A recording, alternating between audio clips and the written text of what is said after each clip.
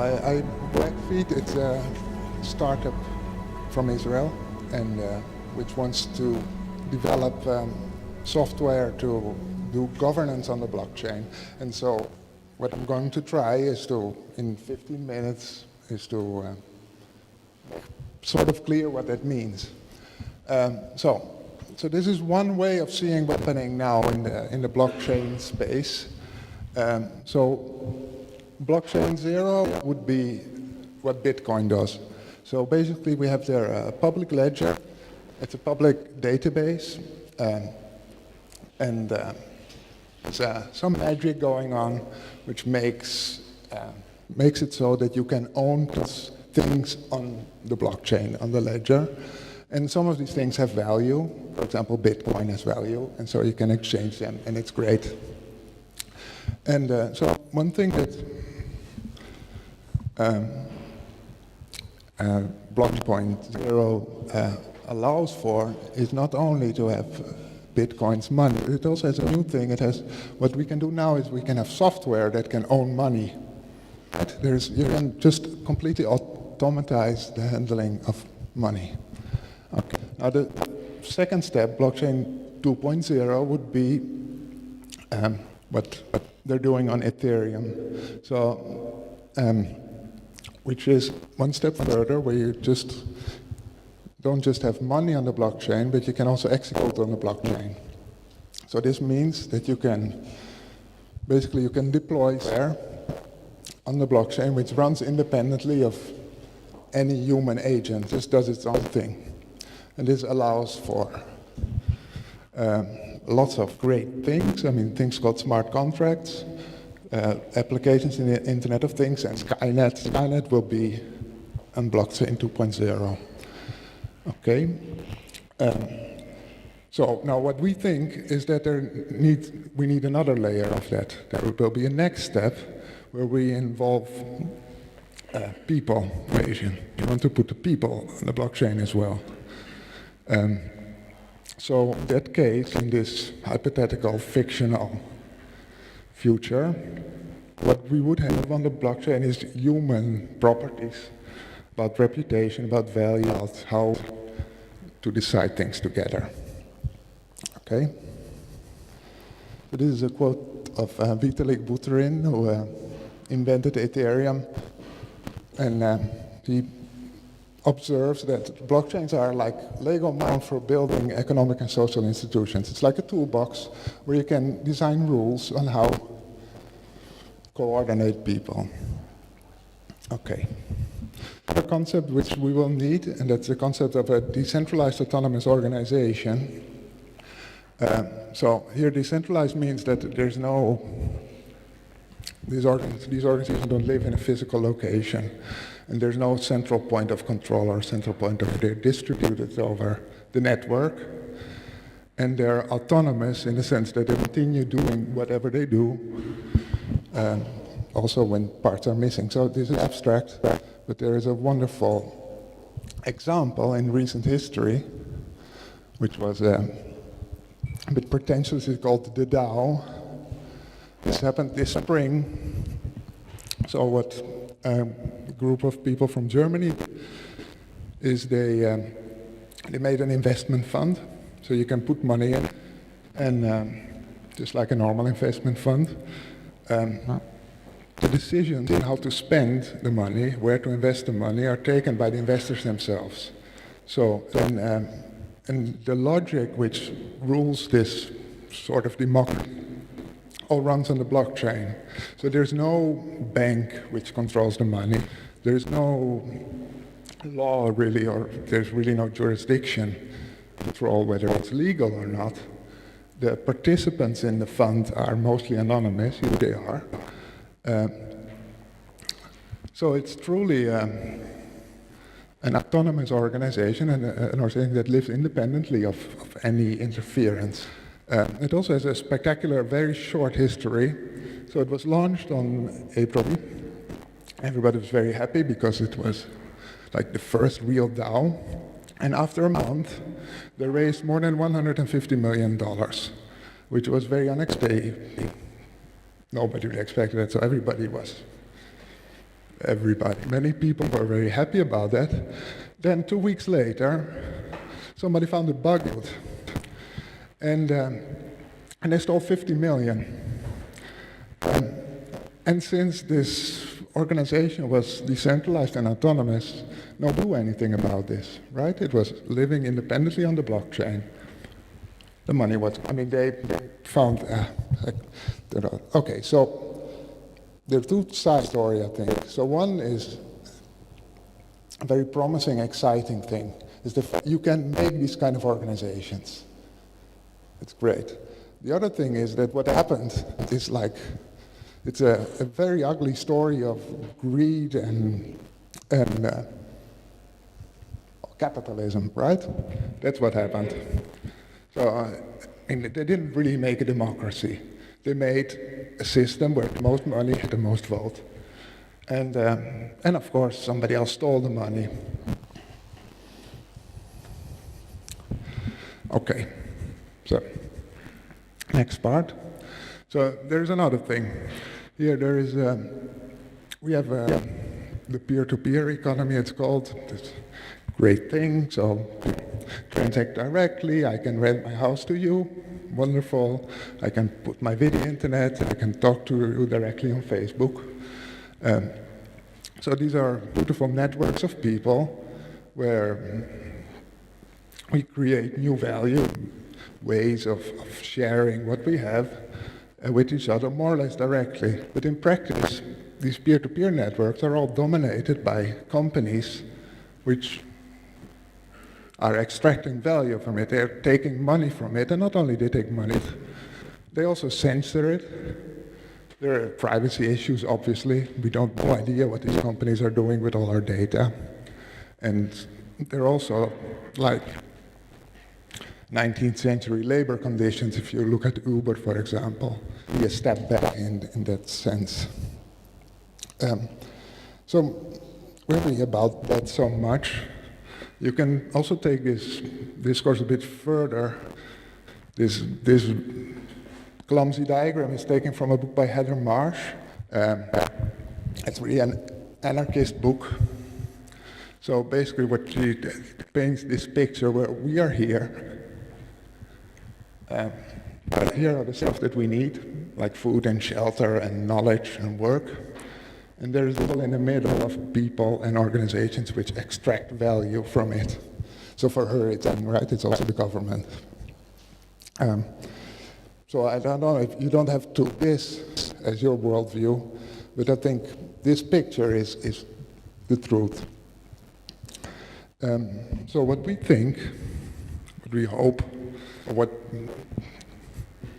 we think is one possible direction the future might take, that many of these networks of people, which are now managed by companies like Facebook and Google and Uber, with the help of blockchain technology, we can take away these companies that manage us out of the equation, and we can manage it ourselves. We can create social systems with our Lego Mindstorms toolbox, which regulates the interactions between them, and create these networks without having a big company extracting value from it. So we will be fishes and we can eat the big fish, which is not so big anymore because we are more. Okay. Now, to do this, obviously, it's not a simple thing. What we need is, we need social technologies. So, in a way, Bitcoin itself is already a sort of a social technology in the sense that it makes lots of people know each other, agree about the state of the blockchain, to agree about the state of who owns which Bitcoin. And it does this because it coordinates people. It can measure what people are doing, because the only thing that people need to do is mine Bitcoin, and this is a mathematical problem, and you can just automatically check it. However, if you want to coordinate people in a more sophisticated way, you need an additional governance layer. You need some ways of regulating the behavior of people. How am I with time?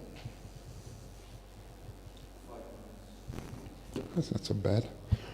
It can go very quickly, even more so. So what we think is we are more like, I'm more or less here. I mean, just to place a bit our logo. So we're in the blockchain. In a blockchain, write code to regulate our behavior. We can use ideas from game theory to steer people towards a certain thing, certain way. So we apply concepts of game theory to the blockchain code. And we have also like a sort of political agenda. What we like is that these organizations are very horizontal. We don't want to have a hierarchical model, which we already have, which is not it's not scalable. Well. So now I've added these two slides in the middle because they have nice pictures, also because I understood that here in Brussels there's people studying actually these concepts. So the concept of ∑ is this. So what happens in nature is that you have big colonies of insects, for example, which seem to coordinate in a very sophisticated way. For example, this thing which seems like a plant is not a plant. These are all individual bacteria, just somehow create this beautiful structure. This is a termite hill. So these termites, they don't have a plan of making a castle like this with ventilation and fences, right? So what they do is they follow each individual ant or termite or bacterium follows a relatively simple algorithm, and it leaves traces in the environment, which, for example, the termite hill is made up by, first termites deposit some sand somewhere with some pheromones. Other termites will find this sand and deposit sand on top of it, and that's how you get this kind of sand structures. And this is a very thing. And so what's happening now is that people are applying this, which comes from the study of ants, to different things, also to an organization. So in a certain way, you can say that Wikipedia, for example, the structure that it has, is not coordinated by someone on top. Right? There was not a boss who says, okay, we're going to make pages and categorize them like this. No, what happens is that one person writes an article, else finds the article and adds to it, or maybe ignores it, right? The same with open source development. If somebody starts a project, it might abandon it, trace is still there, and if it's interesting, other people will follow it. Okay. So we try to take inspiration from things, and we've come up with what is somewhat pretentious Backfeed social operating system, which idea is that if you make a decentralized organization, you can use these ideas and just and add like a human decision layer on top. Okay, so it has different components.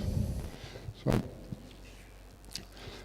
one thing is that what we wanted to do is we separate, let's say, the value, the ownership of the organization from the decision layer, right? So when in the DAO,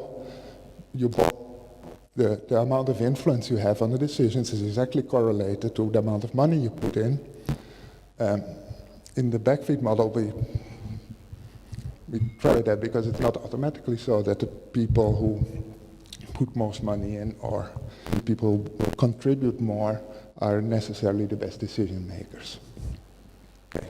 So there are two things. There are tokens, and they're on the one hand represent the value of the organization. And you contribute something, so let's say the organization is an open source project. If you contribute source project, you will get some tokens. And you might also get some reputation. How much you get is depends on this procedure of proof of value. It's nothing much more, is that the rest of the network decides how much they think your contribution is worth. So how does then the rest of the network decide that? It does it on the basis of reputation. So everybody who contributes to the project has also a certain amount of reputation.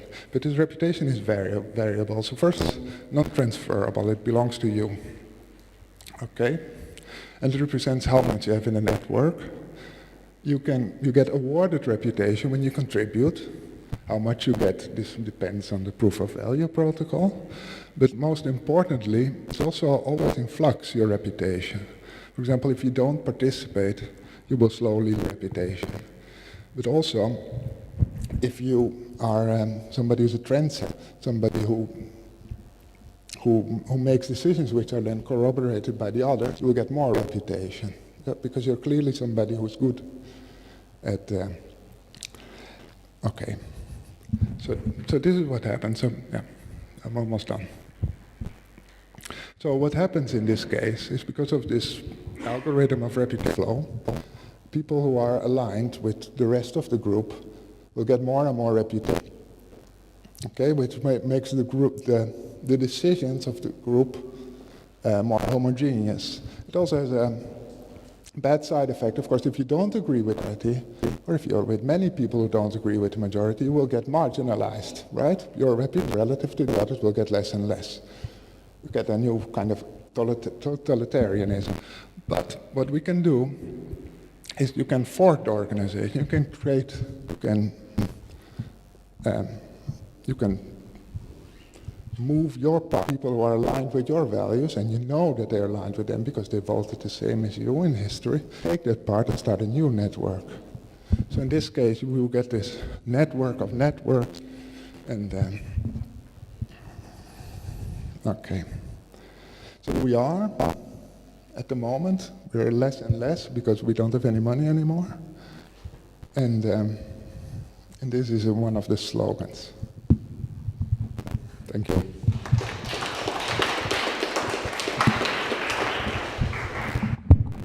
There's a question here. Where?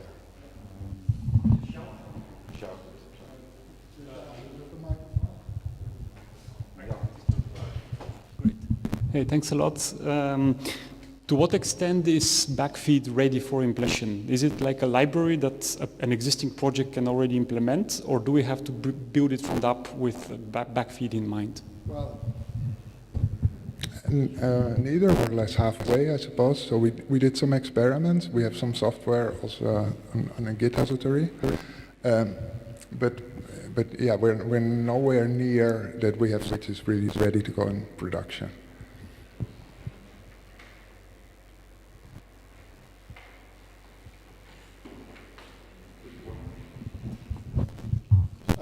There's also a Sorry, I'm going to be a bit provocative to present it, but especially at the end, I had the feeling that what describing is exactly what's happening in a business company, because the owners do not really control the company, the managers do. And of course, you can always disagree with the management, and then what you do, and then even you create your own business. Yeah, well, okay, so in a business, you become the management because you're appointed as the man. And you don't lose your position or your influence on the basis of how much you agree with the people you work with, right? You're there because you're the boss. If the many people you work with do not like you, do not like your policy, they cannot send you away. So there is a big difference here. I mean, this is really horizontal. If you are somebody who's very influenced, it's because you've gained that influence. It's based on the history of what you've done. Okay, thank you. We are going to stick to two questions. We're on a quite a tight schedule. Okay, thank you very much.